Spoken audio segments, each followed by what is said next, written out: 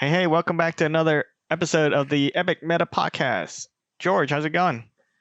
It's going well. How are you? Good, good.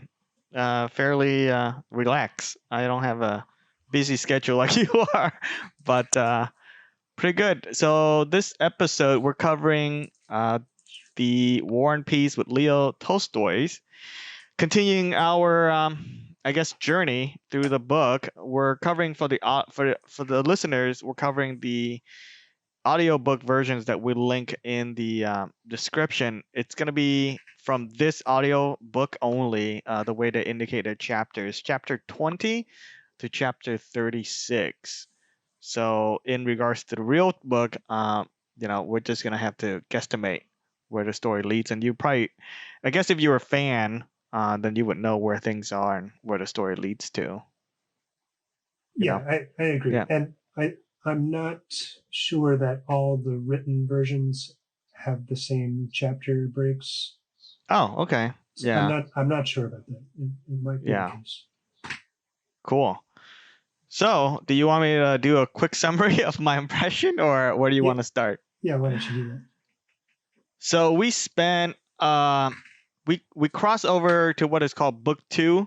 I think even in the written version and the multitude of audio versions out there, they go by Tolstoy's original written work, which he has certain I wouldn't say chapters in his book, but it's like book two is where they're beginning to go to the war. But from chapter 20 to where we are now in audio version that we listened to, we spent a significant amount of time with now I have to look up his name. We cover all these characters. It's Andrew's Andre. I forgot his last name now. In some versions it's Andrew, and some versions it's Andre. Wonderful. His last name is Bolkonsky. Yes. So we spent a significant amount of time at the Bolkonskis, his father's estate. Basically, he delivered his wife so she can stay there while he's going to war. And it took so 2 weekends ago, or I don't know, whenever I was listening to this, I was raking leaves in my yard, which I have to do again at some point. It took a lot of time, and I listened into this podcast, and I was just livid. But because I was raking leaves, I had some, I guess energy distraction where I'm focusing my energy on. But it was a huge drag to me. So I guess I'm curious if you enjoy that portion because I find all of it's irrelevant and nonsensical. But I'm not a fan. I'm not a fan of War and Peace yet. So maybe for a fan, they have a different take on it. Well, we've got a long way to go, so you can cultivate that fandom. There's plenty Okay. of time. Okay, that was what you described at the Volkansky estate is a portion of what we read in chapters 21 through 36. But there's a very important scene that happens in the beginning that you're overlooking. Mm-hmm. And this is when Count Bezukov dies, Pierre's father. And Yes. and I forgot about that. Anna Mikhailovna helps him to get his father's will from Mm-hmm. his sister and Prince Vasily, who are trying to take the will because they know the will leaves everything to Pierre, and Yep. if there isn't a will, then Prince Vasily would inherit because he's the next closest male heir, I guess. Yes. Yeah. I totally missed that. So that was I found that portion to be kind of exciting because there was Pierre's. So let me just set the scene. Pierre is at a party at the Rostov estate, from where we left off last time, and the people at that party receive word that Count Bazukov, Pierre's father, is about to die. He's been on his deathbed for a while, but he's like entering the the final stages. So Pierre goes back over to his father's house with Anna Mikhailovna, who is Boris's mother. I believe her last name is Trubinsky. But so Pierre doesn't really know what's going on at the time. He doesn't really know that his inheritance is at stake, or he doesn't seem to fully appreciate it. Mm-hmm. He's kind of an intellectual guy and kind of a philosophical guy, and his head is in the clouds, and he's not really fully appreciating what everyone else's motives are and what's at stake. But Anna Mikhailovna does understand this, and she's taken it upon herself to advocate for Pierre. I guess partly so he can help her out, but I'm not entirely sure that's her complete motivation. I think she has compassion for Pierre and wants him to succeed. So she takes him over to his father's house, and so there's a few scenes where the father's dying. There's priests there. There's like almost all of Moscow society is there, and they're waiting for him to die. Pierre's sisters are also there, and all of Pierre's sisters, for some reason, don't like Pierre very much. Probably because they resent the fact that he will inherit everything. So at the same time, Prince Vasily is there, and Prince Vasily is talking to one of Pierre's sisters, and they're plotting to snatch the will so that Pierre can't get it and inherit. But Anna Mikhailovna ends up grabbing the will out of Pierre's sister's hands, and that secures Pierre's inheritance. And the whole time, Pierre really is awkward and doesn't really understand what's going on. So, okay, so there was a lot of tension in those scenes. Did you feel that tension, or were you? Yeah, I feel so from a novel perspective. He's like a bumbling idiot. I mean, you're being so kind, call him innocent or whatever, but I think he's worse than naive. He just and second to that, so this is somewhat like, so from my understanding, Tolstoy is kind of semi recounting his real life versus like just a straight up novel, and I feel like I'm reading someone's I guess journal entries to their psychiatrist or personal journal, because it's just so terrible, and like the way it's written, it just 100% off of any novel I've ever read about any of this. Because typically if you have a dynasty and somebody's dying, leaving a bunch of fortunes, that typically is a plan.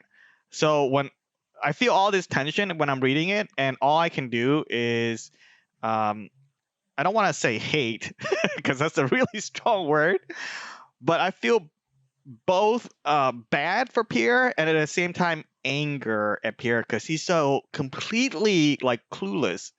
And then his father, I feel that if you're a powerful, rich, like oligarch, and you're about to leave something in your will for somebody that's basically go against all the plans of all the people around you, I would think you would be smarter. Let's assume he's powerful but not smart, which I don't know how that would work in this novel. Assuming he is smart, I thought he would have a better plan. Like you typically don't leave things hanging or just hope for the best kind of thing. Oligarchs usually have plans. Even when they die, it usually get executed the way they want it to be. So I'm somewhat confused, and at the same time I'm like, am I reading a novel? I'm reading a psychiatrist journal or like a personal blog. It's just so bad. I have no idea what's going on sometimes because I just feel like, can we just get through this, because get to the real story, because this is still build up.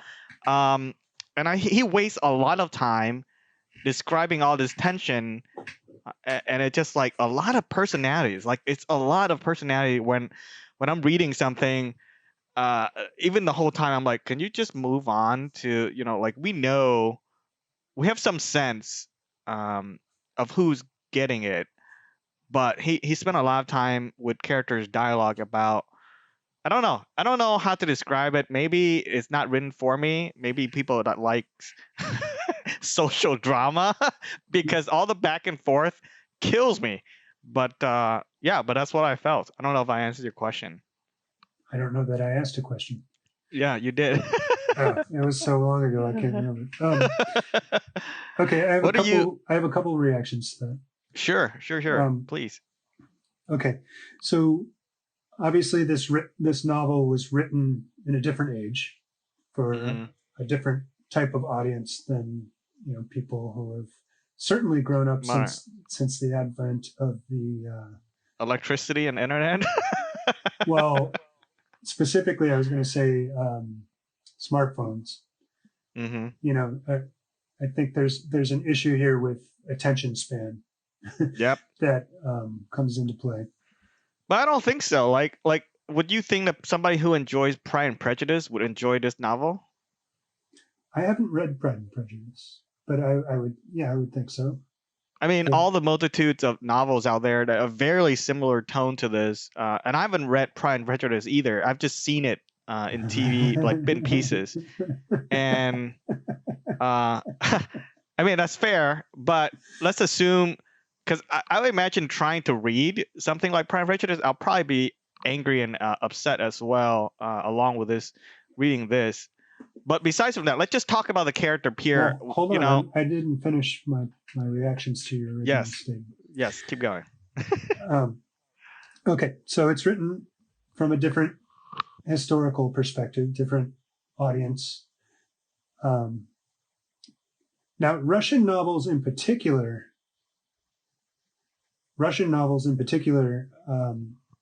delve deeply into the psychology of the characters.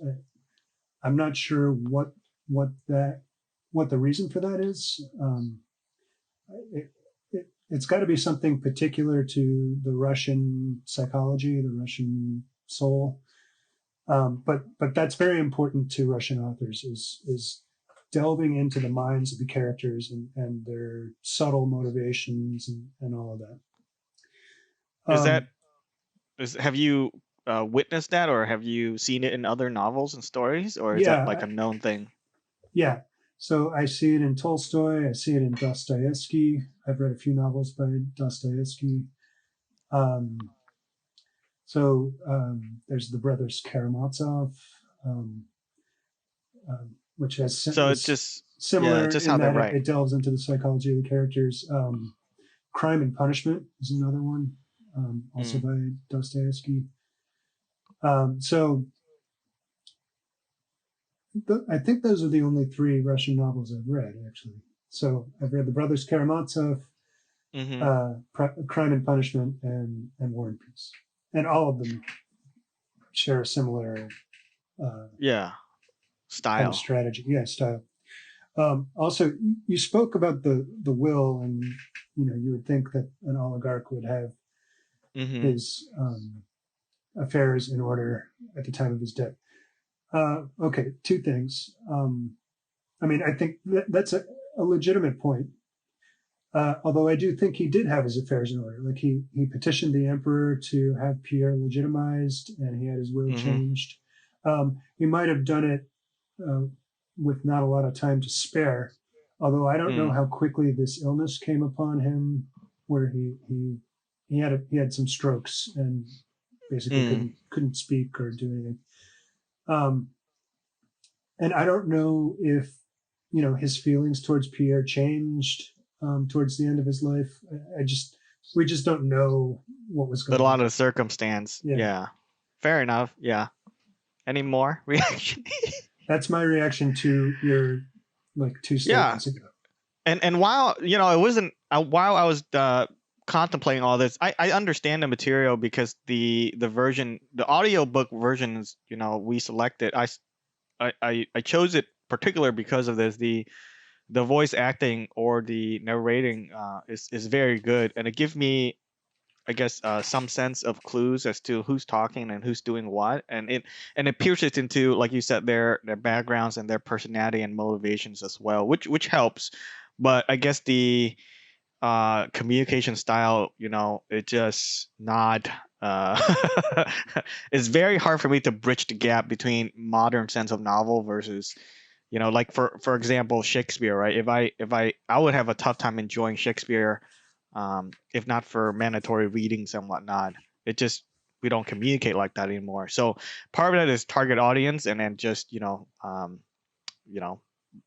language and poetry. It's very hard to bridge that gap. But regardless, even if it's modern stuff, the characters, they're just so you know see through. I don't typically, if you're a bad character, you try to hide it, and I feel like during the whole process of will negotiation or trying to steal the will, it's just very apparent to the reader. And maybe he did that on purpose, but he spent a lot of time with that scene, and I'm just like, I got it, man. I got it. Who the bad guys are, and it just like move on. But Well, he doesn't move on. it's not about just retelling the action. I mean, he wants to talk about how Pierre is so awkward, and that, like, I can totally relate to Pierre in that situation. Hmm. There's all these forces going on around him that are guiding his Yeah. destiny, and he's trying to appear like as best he can, and people are sort of laughing at him, and he Yep. feels ashamed. He's a fish out of water. He's out of Yeah, his depths. Yeah. yeah, This is and not his world. and I have to touch on this point that we touched on the last time, is that Hmm. I really would like you to release your resistance somewhat. It feels Hmm. like you're resistant. I mean, we got a long way to go to. So, Yeah. There's no way to release my resistance because every page or every minute I hear is a struggle to listen to more. So it's not like I am doing it like, with my will. It just happens. It's like mhm. eating something you don't like. You just don't like it. There's no Okay, way. but you're making an effort to eat it. Yeah. Yeah, yeah. So like I used to not like tomatoes as a kid, right? Like I hated the way it feels. But Mhm. as an adult, I can eat it. Like you put it into a burger or whatever, I'll eat it. Salad. I'm okay. I don't just bite into it like a fruit, but I can deal with it. So in that sense, it's I'm hoping to get to the point, and I think it's slowly, by the time wartime, it's somewhat I wouldn't say engaging, but at least I'm curious more about what's going on. It's just the Mhm. way he paint the picture.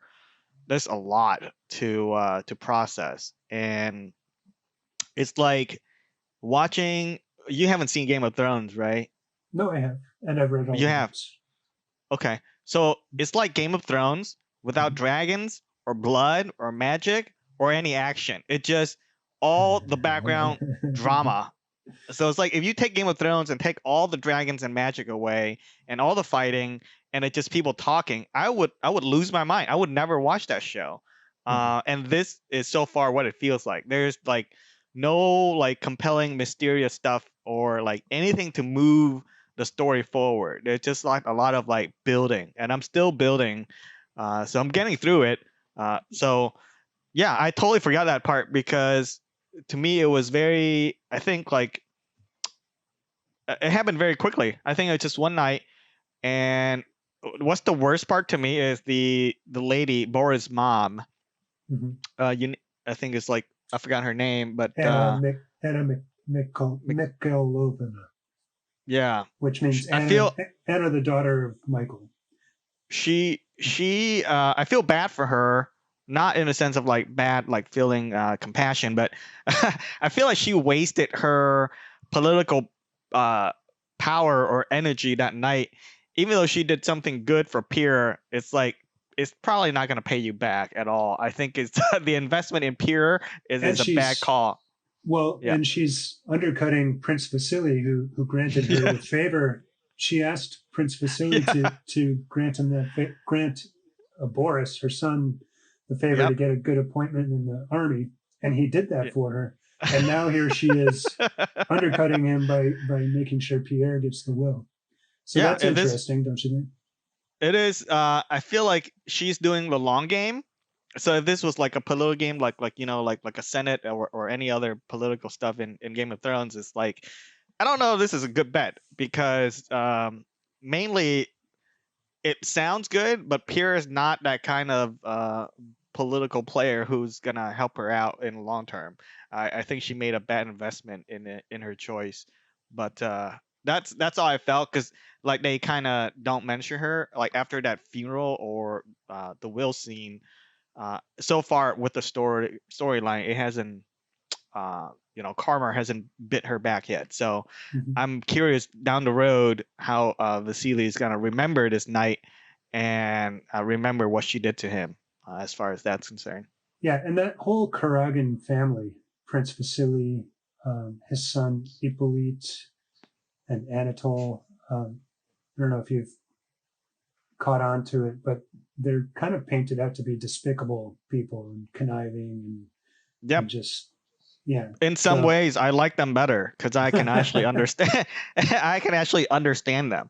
Like in Game of Thrones, there's that conniving guy, the coin master, Littlefinger. mhm. I actually like Littlefinger because he played multiple sides. He's smart and he has zero power. He has no magic. He has no dragons. He has no family lineage to anything.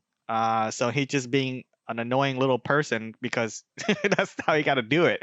And I like him better because now in this one, Vasily, he always kind of a prince. And I think like when I'm reading this, I feel like him and the woman who's on his side, I forgot her name too. Um, I feel like their time is kind of over. You're talking about Anna Pavlovna from the Pavlovna, yeah. I feel like their time is over and they're struggling to hold on. Which yeah. I mean whenever I read, they're of that older generation that Count Bezikov is a yeah, part of, and Count Bolkonsky yeah, it's very desperate. or Prince Bolkonsky. I'm sorry. Yeah, it's desperate and it's just like your time is over. It's time for the next generation. So whenever I see that, it just I don't know. Very hard for me to cheer for them, but at least I understand them straight out why they're doing what they're doing. So Now I have a question that I don't think you'll be able to answer, but I want to put it out there. So Count uh, Bezukov, Pierre's father, has a bunch of daughters.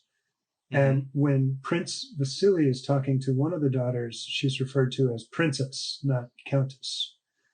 And I'm wondering why that is, but I'm just throwing it out there. And, there's lots of even notice it. details. There's lots of details here and there that, I question, but it's like there's so much going on that I can't answer every single question I have. Yeah, sometimes I'm wondering, like maybe this would be better if I actually, read Russian, like understand Russian, and read it in the original version, because I wonder if there's anything that's mistranslated or we're lost here, especially with the culture and like the way they reference certain things, especially from not that time frame. I'm definitely not the target audience, but yeah, I agree. I mean, I've heard that the Russian language is way more nuanced than English is in terms of talking about psychology and motivation and other things. And I heard that on Lex Friedman's podcast, and he's Russian. Yeah. So. But hold on. What was I going to say? You always derail me, and then I lose my train of thought. You have to take notes. I have notes. But to your point, while you're thinking about here's what I want to say.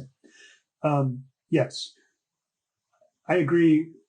There's no doubt that we're probably losing something in the English translation of the Russian. However, I think that a lot of the Russian personality does come through in the English translations. I mean, these Russian novels, even when translated into English, read like no other novels.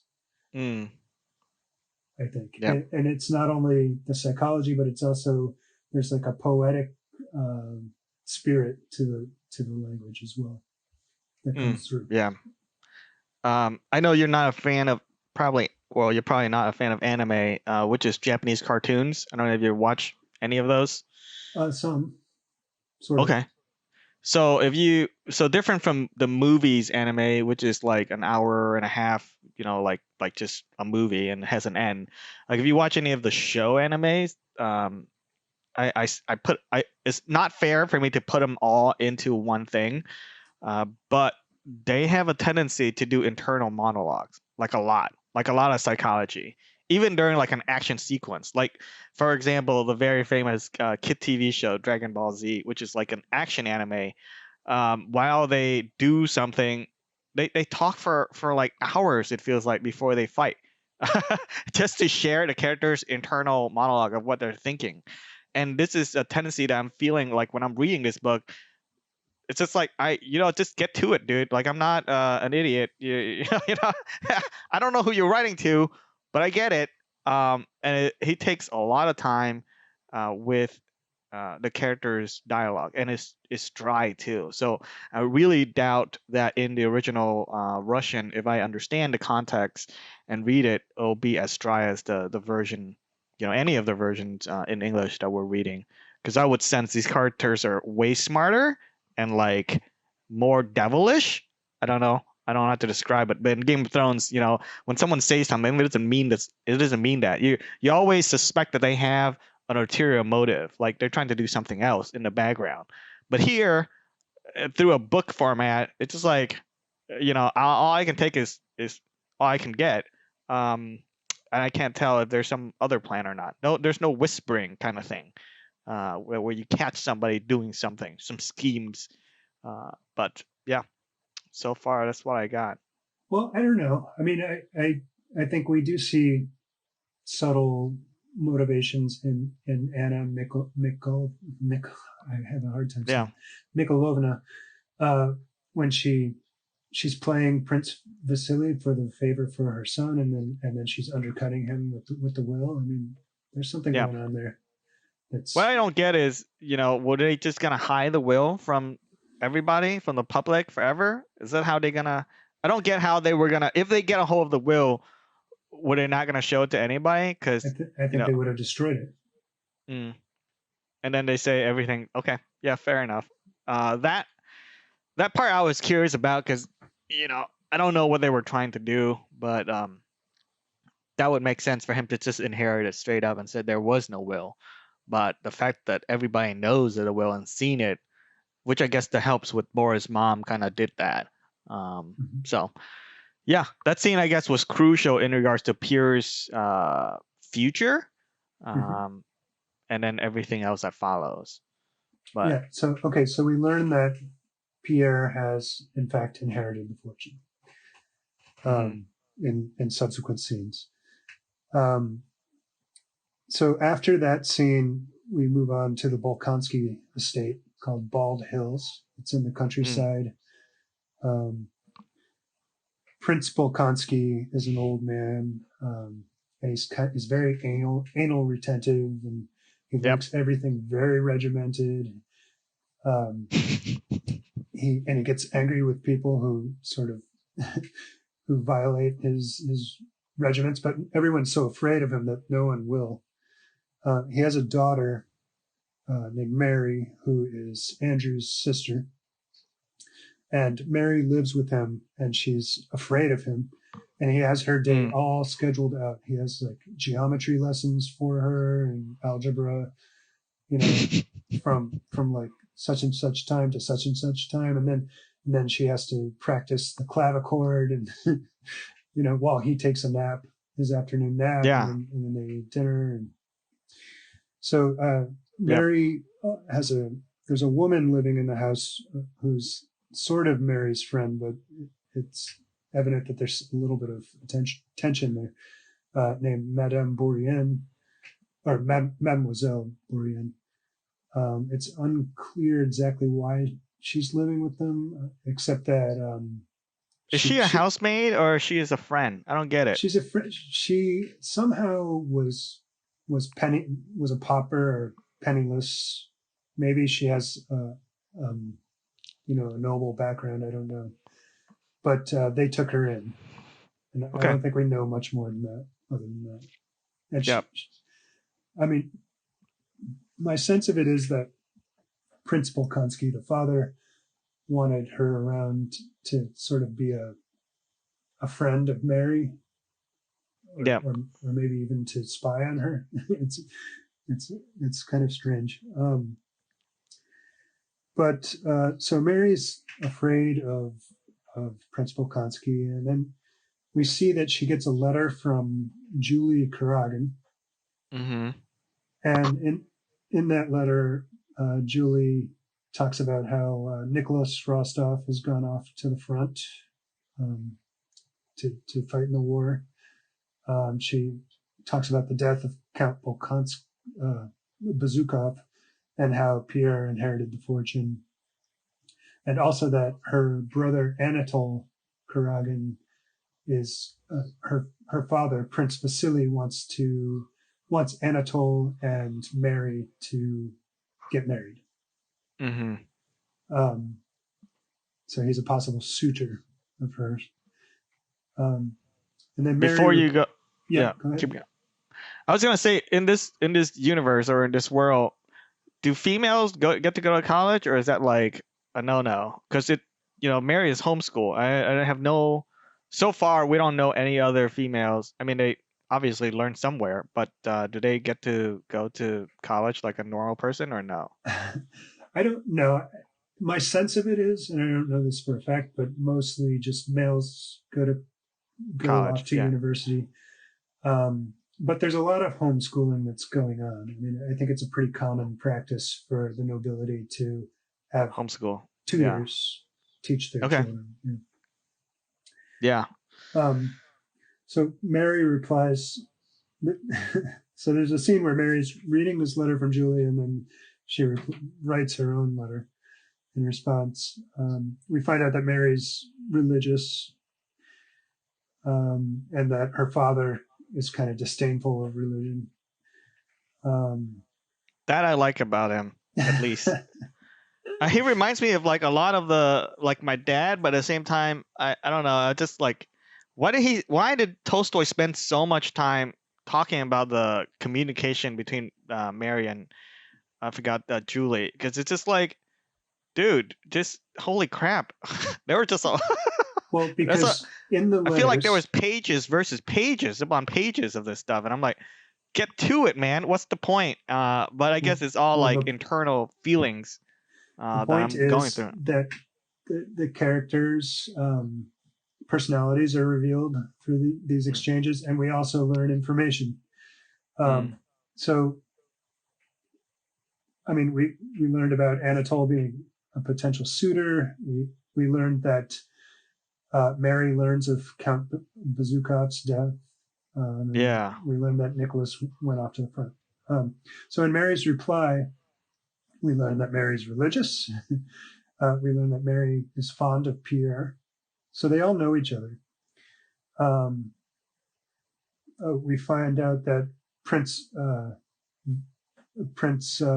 Bolkonsky, her father, received a letter from Prince Vasily talking about the possible marriage between Anatole and Mary. We also learned that Andrew and Lisa will be arriving soon at Bald Hills. And also, she also mentions that she saw conscripts going to the war. So last time you asked, how does the army work in terms of officers and enlisted men? It looks like all the enlisted soldiers are conscripted from the poorer classes. Yep. But the nobility have the choice as to whether to serve as an officer. And I think a lot of them do serve in that capacity because they feel it's an honor to do so. But they're not forced to do it. So, okay. So that's that scene with the letters. Then the prince is taking his afternoon nap, and Mary is playing the clavichord, and Andrew and Lisa arrive. Why do you think we spent so much time with this prince or count? I mean, it's like a significant amount of chapters. I thought it would be over sooner, but it was a lot. Like, is he gonna be, a significant character later on in the book at all. Yeah. Because I feel like the book is more about the next generation, and the older generation is just annoying. And probably eventually die. I mean, they're pretty old. Hmm. They're about that time. Hmm. But we spent a lot of time understanding him, and I'm just like, does he even have any power? Like, what's the point? Yeah. Well, To his story he writes a letter of recommendation uh, to the general for his Kutuzov. son. Yeah. Yeah, for Andrew, and gets Andrew a high position, basically as an aide to General Kutuzov. So we know Yeah. that Prince Bolkonsky knew General Kutuzov from earlier times. I think Prince Bolkonsky was a high level military officer at one point. Mm. Yeah, he has a lot of like opinions about the war and whatnot. So Mm-hmm. we spent a few minutes on that too, and then basically it just to me it just yeah. I mean, you're recounting the chapters, and then basically there's just a lot of time about his Andrew's wife dealing with the fact that he's going to war. We saw a lot of that too. Yeah, Um, so Andrew and Lisa are not happy together. And Andrew is feeling like his life has no purpose, and that's why he wants to go out to war. mhm. And so the reason why he's at Bald Hills is to drop up his heavily pregnant wife so that Mhm. she can stay with his father and sister so he can go fight in the war. Yep. And she puts on a brave face, but we find out that behind the scenes she's crying and Yep. talking to Mary, talking to Mary, and she's a society woman, so she's used to living in Petersburg, Yeah, and super comfort, and now it's like the countryside is less comfort. But um, one other, I guess, context is like a lot of context that I need to appreciate this Mhm. world. Let's say I'm a servant in one of these houses, right? And I like do something massive, like mistakes. Do they have the authority or power to like literally chop off my head, or no? They just get to fire me. Like what Do would they be have the the rule power of to law? kill you? Yeah, and it would be like a legal thing, like a slave. Um, so okay, there's different classes of people. This is how I understand it. Hmm. There's free people, Right. and then there's serfs who are tied to the land. So Hmm. if you sell your property, the Yep. serfs are sold along with it. Yep. Right. Now they're not exactly slaves, serfs, but they don't have a lot of freedom either. Right. But can they get killed? So my sense of it is that if a noble kills a serf, they'll probably Hmm. get away with it. There probably Yeah. won't be any legal recourse against them. Yeah. And if the reverse happens, if a serf kills a noble, they'll be in serious trouble. Yeah. So you figure executions and stuff, public execution, not just you go to jail kind of thing. It's like no, your life is over. Kind of thing. Yeah, but there's also, I mean, okay, so this is a different time, and these estates are run like a family almost. Like a small kingdom, like Yeah, feudal times. Yep. yeah. That's So what I'm thinking. I think the so the prince or the count who owns the estate has feels like he has responsibility for those people that live on the estate. So Yeah, he it's has almost almost like any he's like a father continue. figure almost to them. Well, worst. I'm thinking like feudal time between like the British and Scotland and all that stuff, where it's like feudal lords, where they have pretty much 100% independent authority until like a king arrived. Then yeah, but they can definitely execute you if you like do something they don't like. So pretty much it's straight it's straight to the hanger or like But whatever way to execute you. it's not like that. I mean, yeah, they have the authority to do that probably, but my sense is that that doesn't happen very often. It's not like, see, this is one of the differences between a liberal society and one of these old um, societies that are pre-liberal, in that, okay, there's less freedom to operate as an individual especially when you're lower down in the hierarchy.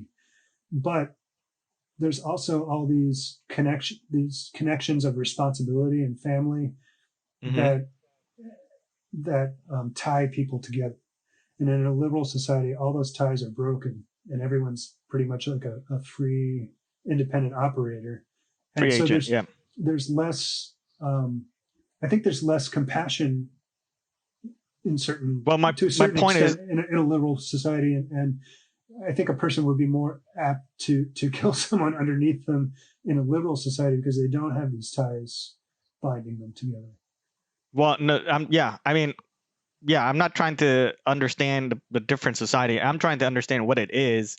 And the reason Tolstoy spent so much time describing this father character is because each of them basically have an independent authority to run how they want their estate to run. And Mm-hmm. so we spend a lot of time on his personality, and everybody's afraid of him because, frankly, he does have the power to execute you should he deem that is, correct. But So, but my sense of it is that everyone's afraid of him, not be necessarily because he has that power, but because he's just the force of his personality is so intimidating. but you can't like leave. So let's say you don't like working for him, you can't technically like, like I quit. There's no quitting in this universe. You're just there forever. So you're kind of stuck. And then for somebody like Mary in that culture, yeah, you're that is your life, forever. Basically homeschool forever until you get married off. There's nothing, no other choice. So frankly, this leather, while I find it exhausting, is really her window to the world. It's basically her internet connection. She doesn't have anything else. It's your friends you grew up with, and you correspond with them, and that's it. There's no like wandering off and like I'm gonna just go to St. Petersburg and hang out for 2 weeks. Unless you're a male, then yeah, you can do whatever you want. But in this world, you can't do that. So we spent a lot of time on this letter because frankly, that's how she takes in on the world. Mm-hmm. Um, Yeah. yeah, and the whole time we just spent on this dad character and basically Andrew's dropping off his wife, but that's all I got from this in regards to just the whole process. And I found, yeah, I'm hoping that he, the dad character, eventually comes back into the book at some point because it just feels like Yeah, we'll see a, more a of him. would feel like a big investment for no reason. So See, this is what I'm saying. You don't trust Tolstoy to tell you the no, story. why would I trust anyone for any reason? Even when I read Tom and Sawyer by Mark Twain. Let me see if I got that right. Is it Mark Twain?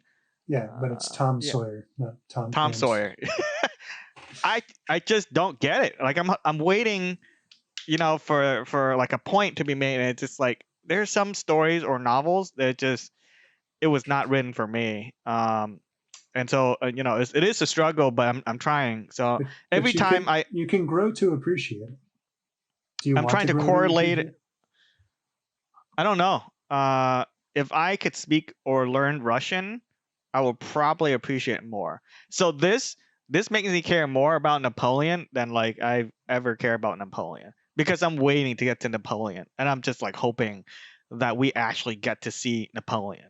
At this point, all these characters are just like the court in Game of Thrones with all the people that have no power and it's just like scheming for and it's just like, dude, you don't own any magic, you don't own any drag. Why do you even bother to scheme? You're no one.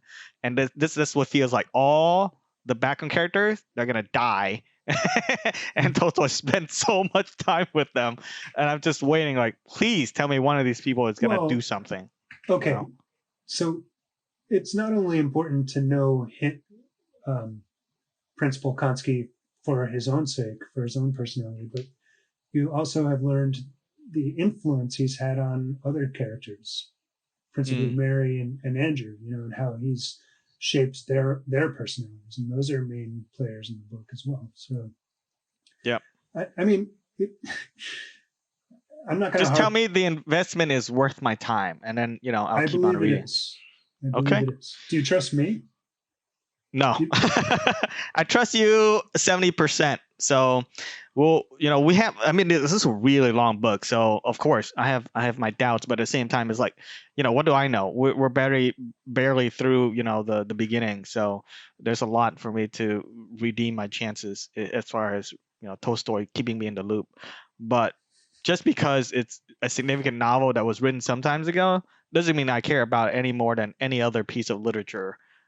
Some I connect with and some I don't, right? So it's not like you tell somebody, hey, Shakespeare is the best, you should read it all the time, and then somebody else will feel that way. I as a reader, you have to understand that your piece of work or novel is gonna be in this, library of humanity, right? And at some point, yes, it's education, but it's also entertainment. And you have to, the thing with entertainment and art is that it can be really good to somebody, and then somebody else can just call it a piece of shit, POS, and that's fair because it's art.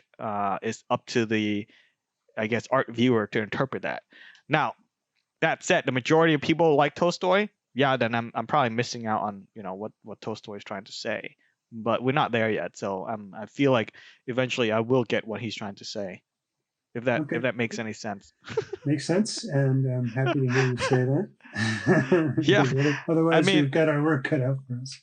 you've been through museums of art where you're just looking at some painting, you're like, why is that even here? But I'm not an art curator. I don't have a degree in art, So I'm Mhm. wonder, I'm hoping and wonder that maybe society's uh, art curators of that museum is seeing something I don't see, and that's fine. Just Okay. because I don't see it doesn't mean it's not a good piece of art. So So, three things. hmm One, uh, Tolstoy has stood the test of time. This novel has been almost yeah, unanimously considered to be the best novel ever written by literary, people in the know. Two, I've read it hmm twice. This is my third time, and I highly recommend it. And I've gotten value out of it. And congratulate you for reading it three, third time. you chose to do this Yes, I project did. for our Yeah. podcast. Well, this right here is entertainment for our listeners. So I'm willing to take the sacrifice for our listeners to go through this slog fest. But I'm Slogfest. I'm Come I'm on. hoping I'm wrong too, right? Like Yeah, I'm more than happy to be proven wrong, because if this is famous, it gotta be famous for a reason. yeah. So That was there are point many one. things out there I don't get. Yeah. So very Look, excited. But should we? continue on. Okay. Yeah, is there anything else you want to cover with this dropping off the pregnant wife scene?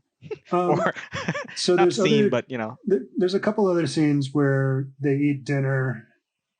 The father's very regimented. He enters the room at a specific time, and they all yes, have to behave in a certain way. And you find that yes. he's pretty disdainful. Like at first he's pleasant to Lisa, but we can she starts talking to him. Like at first she's afraid, and then she starts Uh-huh. talking, and then we slowly see Yeah. the prince become annoyed with her, and he just turns from her and starts talking to someone else. To some Um, to some extent, I relate to him very well. So I have a lack of impatience. So I'm like, I understand this guy. I hate him, but at the same time, I'm like, yeah, okay. If I was him, I probably be a terrible person too. he's a So mean old bastard. Um, so then Andrew prepares to leave, and he has a talk with his sister, and she gives him an icon to wear. And we see that Andrew and Mary are close. Um, they like each other. She tells Andrew that Lisa is unhappy, and of course he knows that. And she asks him to be nice to her, to Lisa. And hmm Andrew gleans from that request that Lisa has been talking to Mary about how unhappy she is. So then Andrew is preparing to leave, and so he goes in and talks to his father, And his father's like, all right, he hands him a letter from Kutuzov, or to Kutuzov. And it's funny because his father is writing the letter as they're speaking, and Andrew comes in, and it's like he wants to have this heart-to-heart with his father, or at least, say goodbye to him. And his father's like, you can do that while I write. I can do both at the same time. He's totally unfeeling. And he would love, the Vulcans if he was introduced. He sounds like a character that would love logic. But he's angry too. There's anger and logic at the same time. And then at the end of their meeting, he's like, all right, get out of here. He gets annoyed with Andrew and tells him to leave. Andrew doesn't really do anything. So we get the picture of him, that he's just this mean, old, angry, anal retentive man who has very little patience for people, and his patience can be easily expired. Like he'll be nice for a little bit, but then he always gets annoyed. But he's in that way, I actually relate, but some of those scenes, I don't know if I should be laughing, because some of those scenes are supposed to be emotional, but I was giggling, I guess, inside my head when I'm reading, because it's a little funny. I find them funny too. Okay, fair enough. So then Andrew has a quick goodbye to Lisa, his pregnant wife, and we can see that it's probably not the goodbye she wanted.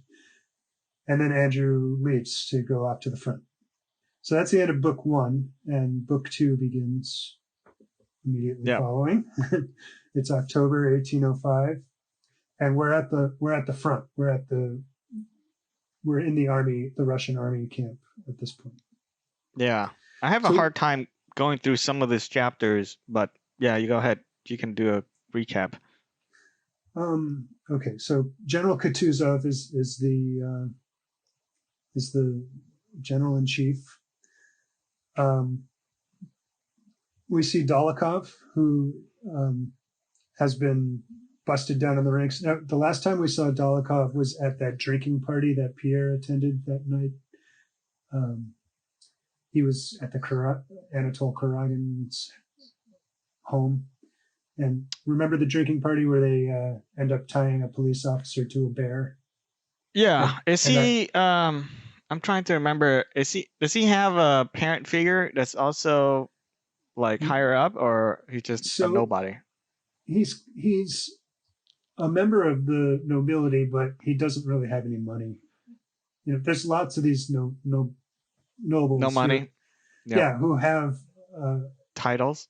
Have titles because several generations back, their relatives had money, but they've fallen out. We see like Anna Mikhailovna is also one of those types that has fallen out of her fortune, but still kind of walks around in these circles because she has the title and the connections. So Dolokhov is kind of a despicable character too. He was busted down in the ranks for insubordination.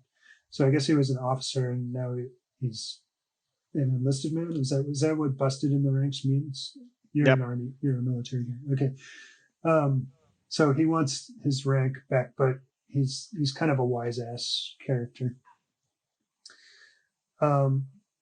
There's Kutuzov is about to arrive, and he wants to inspect the troops. And there's some question as to whether they should be in their parade dress or their marching dress. And they get everyone in their parade dress, and then they find out that no, he wants them in their marching dress, so they have to quickly change. So we get the sense that the army is not extremely efficiently run, and there's a lot of incompetence. I was very annoyed reading that, because that's how real army is like. It's basically chaos all the time and stupidity all the time. But somehow it's effective, right? Well, yeah. If you ever read, oh geez, do I have it on my shelf? Please don't tell me you're thinking of the book I'm thinking of. Something Catch 2020. Catch 2022. Oh, it's exactly like everything I hate about military is in Catch 22, and the Catch 22 is like, if you didn't read that book, you still get it, and it's just like, why am I reading so much about this? Why does Tolstoy feel compelled to write all these scenes? And I'm just Now, like, now I dude, would agree with you about uh, Catch-22. Like the joke of it was that the army's incompetent and mhm. military life is full of these contradictions. But it's like 700 pages long, and it's the same joke over and over again. Yeah, So I so only okay, read it I once, can and relate I to wouldn't you. read it again. Yeah, Oh, I but hated that book by the time I finished it. oh yeah, It no, just well, made me. it's I was hoping for it to get somewhere, and it never like went anywhere. It just kept. It kept going over that same theme over and over and over again. yeah, I read it. I think at the beginning of my army career or my little time in the army. So at the point, I wasn't. I don't think I would enjoy reading it again unless it's like a brief skim through it. Yeah, But yeah, I remember it could have been everything like about it. 100 pages long, and then it would have been a totally more enjoyable book. I Instead, it don't know. was like 700 pages. I don't remember enough to tell to comment on that, but I do remember. Yeah, this is what it's like. You just And, like at some point you just stop thinking. yeah, And I think I told you on a previous podcast on my interview. It's like I love that because I just shut off everything that's analytical in my brain. I got in a lot in trouble with that stuff because you basically don't ask questions. You just do what you're told. And then all the other drama is on the officer's level, and it just I don't understand why he wrote this scene because unless he's wrote it for a why audience who doesn't understand what army life is like, and I'm just like, why am I reading all this? It's like it's exhausting to read or even listen to because I'm not reading it, but all the nonsensical BS is just over and over, and I'm like waiting for people to die, and I'm just not getting my action. So I'm like, cool. The army is stupid then, as it's stupid now. It's just like fantastic. Nothing is different. But I do feel bad. There, the one important note that hit me or struck me the most while reading all this is that it's almost like a foreshadow. Is that the boots are really bad quality for all these soldiers. So I don't know if that was I don't know if he did that on purpose. I don't know how this war is gonna end in regards to them versus France, but like that is like a key piece of information that from like a strategic tactical kind of thing it's very important. And I think Kutuzov noticed it, but he while he's like in charge, he's not like the top dog. And I think he did report it to somebody, but nobody cares. So that's how it goes. So yeah, I don't know. I don't know if that stood out to you when you were reading it. Like I think like the first time or second time, but yeah, um, yeah, okay, yeah. yep, yep, It's almost like the military is this entity unto itself that sort of operates, and it's really hard to control. mm-hmm, Kutuzov is the general in chief, but there's so many moving parts, and it's like he's yep, steering an ocean liner, and it's really yep. hard to Yeah, it's a to logistical nightmare, which is like I think why we have special units invented. Whenever they were invented. I'm not a military historian, but that's part of the reason why the elite forces or smaller tactical units are like so revered Mhm. or respected, and or like you want to join those because of this craziness. They cut Uh, through the BS kind they of cut through thing. the BS, and then they're very small, and they have very short, direct missions. Their Mhm. missions are not vague. Uh, with the army, the missions are always vague, so you have a lot of confusion all the time. Mhm. So I yeah, got they got dressed up just to what it's called basically a ready thing. It's Mhm. it's basically to determine if your troops are ready. And frankly, it's too late at this point. They're about to march Yeah. to go into war. There's no point in I don't know. There's a lot of stuff in the army, and it's just like even in the Russian army, you can still feel it's the same issues. They're trying to inspect. You usually want to do that long time ago, not at the eve of battle. Well, my sense of But it is it's kind of a morale booster, or it's intended to be a morale booster. hmm Like the officers want to look good in front of the general, and yep, there's a lot of appearance stuff. Yep, yeah. yep, yep. So at the front, we see that Andrew is there.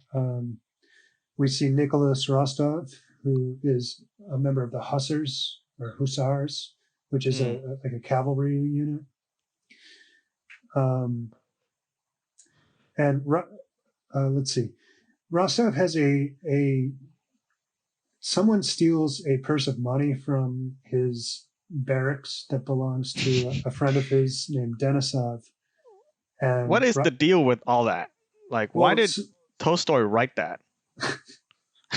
I feel like you asked that it's about every so. single scene. No, this part is particularly redundant because I was All right, like, this is so not military related.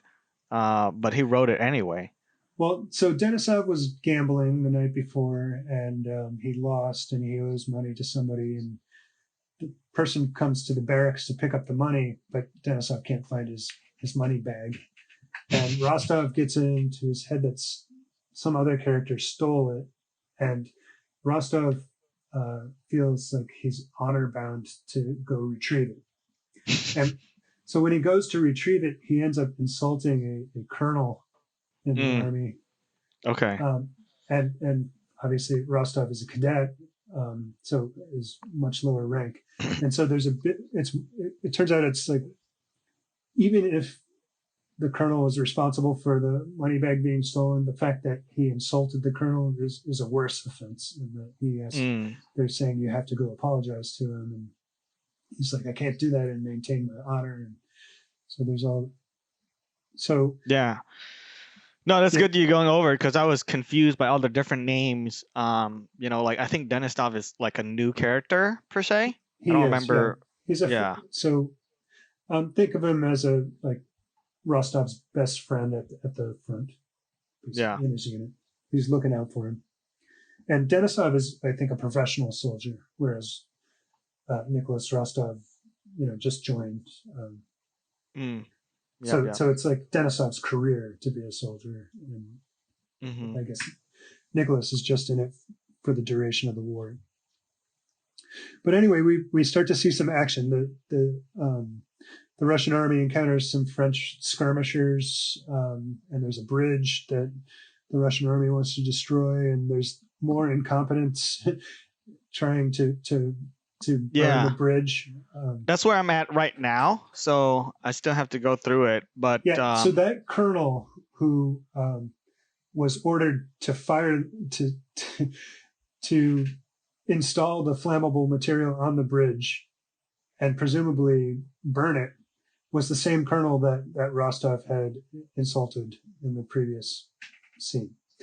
Gotcha. But the colonel was like, I fulfilled my orders. I placed the flammable material. And they're like, well, no, you got to actually set fire to the bridge too. And he's like, that's not what I was ordered to do. And they're like, come on, the French are coming. You have to burn the bridge. And so there's this tension between that. He eventually ends up sending people down to the bridge to blow it up. But it's kind of late because the French are approaching, and some people actually get killed on the bridge. And Nicholas Rostov is among them.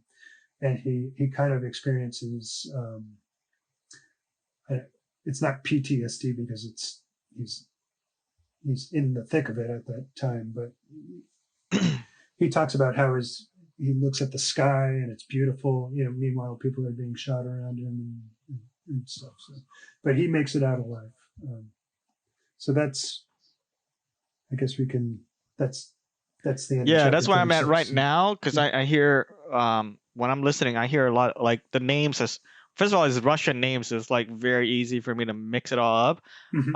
Plus, there's a bunch of new characters, and with action, it's like very hard for me to take. But there's a mention with a lot of bridges, so I think I'm in the midst of that scene right now. So we can recover it a second time during the next chapter or next time we do the podcast because we'll include it because I'm trying to like put all the pieces of information while I'm reading it. So far, like I think it's getting exciting and I want to care, but all the gambling stuff, it's just like I don't understand why. Yeah, it's just like isn't that the reality of military life? Like it's mostly sitting around and then like there's brief moments of terror.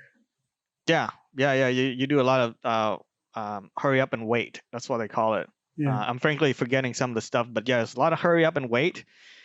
Even in training, which is almost worse, you do a lot of that. And So I guess that's the nature of large organizations like that. hmm You know, the directives come from on high, and it takes a while for them to filter down. And when they yep, do it, there's trouble in the execution, and so there's a lot of like stopping and yep, starting. And I think that's one of well, I know that's one of the themes that Tolstoy is trying to get at, that societies and organizations take on minds of their own, and you know, you mm, can will something to happen, but it, to translate that into an organization acting, there's always a filter, and it never comes out. And there's like a guiding hand in the background that sort of makes things turn out how they will, regardless of any one individual's will, right? yeah, And by guiding hand, I'm not necessarily talking about God. I'm talking about just, you know, there's a group think mentality that goes on with nations and armies. yeah. I don't know if we get there yet, but so far he's just talking about all this silly stuff, and I feel like, yeah, I'm wondering how long this war portion will last, and I'm wondering if he can write it, if it gets like more heated. But it's just a lot of BS right now. When I'm like, what? Why don't you talk about the actual war? And instead of talking about all these characters that goes nowhere. Well, that's what I Like, told you in the beginning. You know, he zooms out to the big picture. He zooms into very yeah, minute pictures, and he weaves them together in a really masterful way, in my opinion. yeah. But yeah, Still waiting. we're heading into the Battle of Austerlitz. It's about Austerlitz. Okay. so I don't know if you want to do background research, but that's a huge battle in the Napoleonic Wars. It's Okay. Yeah, I'll probably enjoy the background research more than actually listening to the book versions of it, but that would be exciting. Because so far, like the sense I get is from Andrei's dad to even some of the general, not Kuzutov or the main general. Was he blinded? Does he have a patch over his eye, or am I imagining things? yeah, he's blind in one eye. Okay. So he actually, I would say, I guess, respect Napoleon or understand how war definitely works, and Mhm. everybody else is treating this like it's a joke. Yeah, Like there's a lot of like that. Napoleon is an idiot, and they don't know what they're dealing with, kind of thing. But They're either it treating just it like feels a like, joke, or they're treating it as if it's some high honor, that they're like fulfilling some destiny, and it's yeah, it's just like a terrible. You're not ready. Like nobody's ready to see Napoleon coming, and it just like I don't know how much of that is. I don't know if Tolstoy is basically journaling or actually trying to tell a story. I don't. I'm confused between the two. Because if he's journaling, I get it. But if he's telling a story, it's just like all bad characters, right? So mhm. I think he's doing both, and it just like is exhausting to go through it to see a bunch of basically idiots. And I mean, from a standpoint of historical, we understand Napoleon, but even if you don't, right? Even at that point, you kind of don't want to do that. That's like rule number one in warfare, right? You just kind of just assume all the worst stuff is going to happen, and nobody here is doing that except the Yeah. one general. Well, Yeah, well, you're obviously coming at it from a modern army perspective, modern military perspective. I mean, you don't have to. You can just watch any war movie or like watch anything like Sun Tzu, Art of War. Just watch like a normal movie and all understand how like people just get messed up all the time by making a small tactical mistakes. And I'm mhm. waiting for this to happen in the story. So I'm like I'm a feeling this is gonna be really bad. Nobody listens to this one general, and everything falls apart. But so far, not yet. So I'm kind of excited for that portion to come through. So yeah, but Cool. pretty good. Yeah, so far just this is like actually getting somewhat interesting at this point. All the other stuff he does around it just like still painting the picture. So very excited to see what happened next. But and Good. then like all the characters he covers in the war, I'm hoping they also come out with actually being significant. But so far it's just like a lot of nonsense, and it covers a lot of different characters. Somebody like dressed in the wrong uniform, having attitude, blah blah blah. It's like, dude, I don't care. Just move on. So struggle to get to those part, but at least he doesn't spend as much time on their I guess personality. But yeah, cool. All right. Yeah. Best we can do, I suppose, for our listeners. Keep on reading with us, especially. See, I don't know. I don't want to ruin somebody's first time going through this, so I'm hoping most of our listeners. I'm giving the opposing view, so I mean. Yeah. Well, if they're reading it for the first time, then they can just appreciate it too, I suppose. But hopefully, our listeners are all like, cool people who've read it already. No, I mean, it's whoever enjoys it, whoever can, and whoever then, wants to listen to it can. Exactly. What's better than listening to the audiobook is listening to the podcast, and then we basically tell you what's going on. So it's actually even more condensed than reading the book or listening to it. So this is summation and interpretation as well. I recommend doing both. Awesome. Cool. You have any final thoughts? Well, there's been a lot of activity on our viewership front, but let's save that for a different podcast. Yes, please continue listening and interact with us and follow us, and we will continue to cover Tolstoy, War and Peace. All right. Thank you so much. Have a wonderful day. Goodbye, everyone. Goodbye, everyone. Hey there, listeners. Thank you for supporting us thus far. How are you currently enjoying our show? Please share your thoughts with us through Twitter or YouTube. As we're a newer podcast, maintaining our vitality is the utmost important to us. Part of that process is to be a community, but most importantly is to deliver content that you enjoy. So in order for us to do those things effectively, please share with us your ideas and or requests, and of course, how you receive the show so far. Perhaps we can do a follow-up conversation to a topic that we've covered not in depth enough, or cover a new topic that you find interesting. As always, please like, comment, subscribe, and most importantly, share with someone that you think would also enjoy the show. And of course, as always, be good and be well. Take care.